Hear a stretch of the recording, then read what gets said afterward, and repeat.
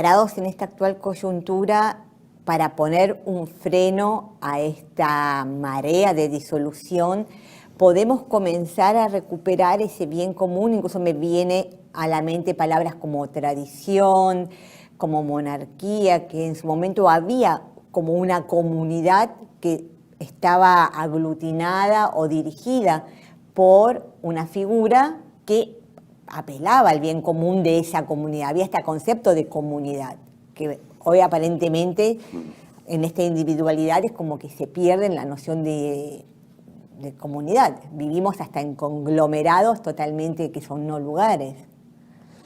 El tema es muy interesante. Claro, el tema de la monarquía es un tema que tiene muchas vertientes, muchas aristas. A mí estoy encantado de hablar de ese tema. Lo que pasa es que también la monarquía en nuestros días, verdaderamente las monarquías han desaparecido.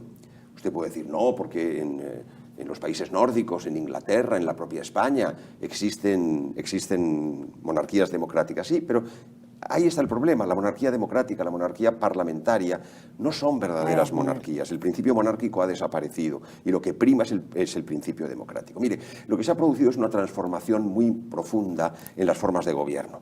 Cuando se explicaba la doctrina de las formas de gobierno, un poco remontándose a los clásicos, principalmente a los griegos, pues la narración que solían hacer los libros escolares, de alguna manera, era explicar cómo a partir de una variable fundamentalmente organizativa, el número de los que gobiernan, se había ido produciendo la conjunción de las formas de gobierno. Es decir, por una parte estaba la monarquía, que era el gobierno de uno, si gobernaban varios se llamaba aristocracia, si gobernaba el pueblo se llamaba politeia.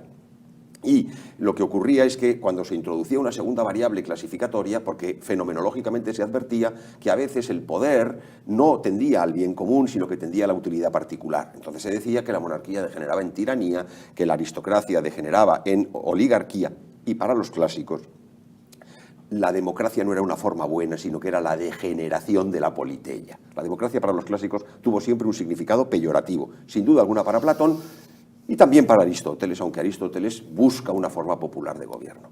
Lo que pasa es que esa clasificación, que es muy útil y que mezcla dos criterios, una variable organizatoria y otra sustancial, que persigue el ejercicio del poder por uno, por varios o por muchos, hoy aparentemente ha perdido utilidad.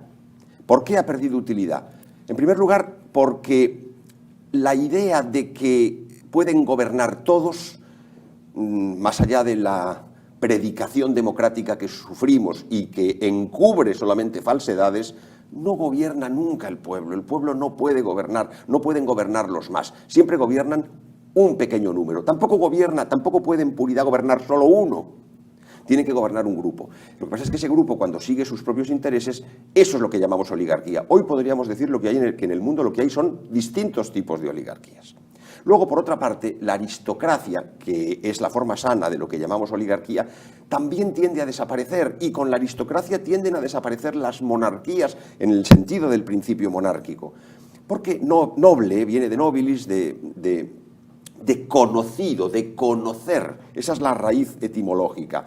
Porque los nobles eran conocidos, reconocidos por los servicios que habían prestado al pueblo. En cambio, hoy hay una tendencia a que los conocidos son la gente que sale en las revistas del corazón, en las fiestas y saraos de sociedad, lo cual demuestra que en el fondo hay una sustitución de lo que fue la nobleza verdaderamente aristocrática por una especie de pseudo-nobleza que es la de las personas conocidas en esta sociedad de la imagen. Bien, este sería un primer planteamiento. El pantallazo inicial. Este sería el pantallazo inicial sobre la transformación de las formas de gobierno. Pero si nosotros queremos recuperar el verdadero sentido de la monarquía, hay que ir mucho más allá. Hay que ir a un tema que es el de cuál es el significado profundo de la monarquía. Y la monarquía tiene, a mi juicio, una triple significación. En primer lugar, es el gobierno personal. Decir el gobierno personal no quiere decir el gobierno exclusivo de una persona, ya lo he dicho. Pero el gobierno personal quiere decir el gobierno responsable. Los estados modernos son artificiales. Hay un artefacto, hay una maquinaria. Es el corpus mechanicum. Todo el pensamiento moderno, si nos fuéramos a Hobbes en adelante, veríamos cómo se trata de articular verdaderamente un mecanismo. En cambio, la monarquía es el mando personal. Y el mando personal es siempre responsable, es siempre moral. Se puede ejercitar mal, pero siempre se exige responsabilidad. ¿Cómo exigir responsabilidad a los gobiernos democráticos? No se les puede exigir responsabilidad. Siempre hay mecanismos constitucionales, pero esos mecanismos constitucionales son insuficientes. Siempre hay alguien que dice, no, el modo de exigir la responsabilidad es no votándoles en las siguientes elecciones. Pero si en realidad esa posibilidad queda desleída desde el momento en el que las opciones electorales son muy pequeñas y casi siempre son además negativas, ¿verdad? En segundo lugar, aparte del mando personal, está la continuidad. A mi juicio, ese es uno de los elementos centrales de la monarquía, que en cambio el pensamiento democrático, republicano, no es capaz de fijar y no es capaz de dotar de significado. ¿Por qué? Porque el corto plazo, las elecciones en 4 años, y ni siquiera en 4 años, porque las elecciones legislativas van acompañadas de las presidenciales, donde hay sistema presidencialista, de las locales, de las municipales. En España, por ejemplo, que es sistema parlamentario y que además forma parte de una unión supranacional como el Parlamento Europeo, prácticamente todos los años hay elecciones. Entonces, con ese corto plazo de un proceso electoral inminente cada vez, ¿cómo garantizar la continuidad? Don Pedro Sainz Rodríguez, que era un viejo político monárquico que pasó por el tradicionalismo en algún momento de su vida, aunque fue dinásticamente liberal siempre, decía, resumiendo este problema, que las monarquías plantan bosques y que las repúblicas los talan. ¿Por qué se talan los bosques? Porque hay que atender lo urgente. ¿Por qué se plantan los bosques? Porque se hace con perspectiva transtemporal. La tradición requiere exactamente esto. Y hay un tercer. Bueno, esta continuidad se puede manifestar de muchas maneras, ¿no? Luego podemos hablar de ello. Pero hay un tercer gran tema, que es que la monarquía implica el poder sacral. Implica el poder personal, implica el poder que se continúa a lo largo del tiempo e implica el poder sacral. No estoy defendiendo el derecho divino de los reyes. El derecho divino de los reyes es una tesis protestante.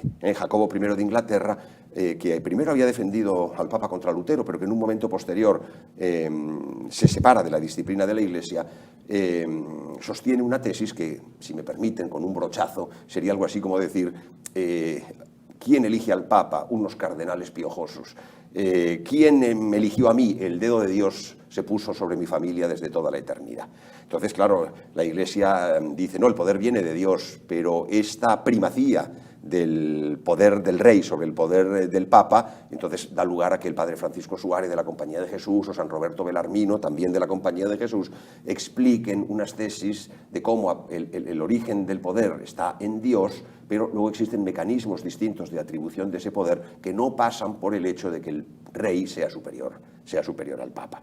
Entonces, ese poder sacral de la monarquía, el rey como ministro de Dios, está profundamente ligado con todo lo anterior. El rey es responsable, el rey marca la continuidad, esa idea de que la sociedad está integrada por familias y que hay una familia que corona ese entramado de familias, a diferencia de la democracia, en el que no hay familias, hay solamente individuos. Y a diferencia de las viejas aristocracias, en el que había 2 tipos de familias, unas sin peso político y otras con peso político. Lo que estamos discutiendo cuando hablamos de política es del peso político de la familia. Claro que la familia subsiste siempre, pero la familia ¿tiene peso político o no tiene peso político? En la democracia, la familia no tiene peso político. Interesante la reflexión, ahora hacemos un pequeño corte y queda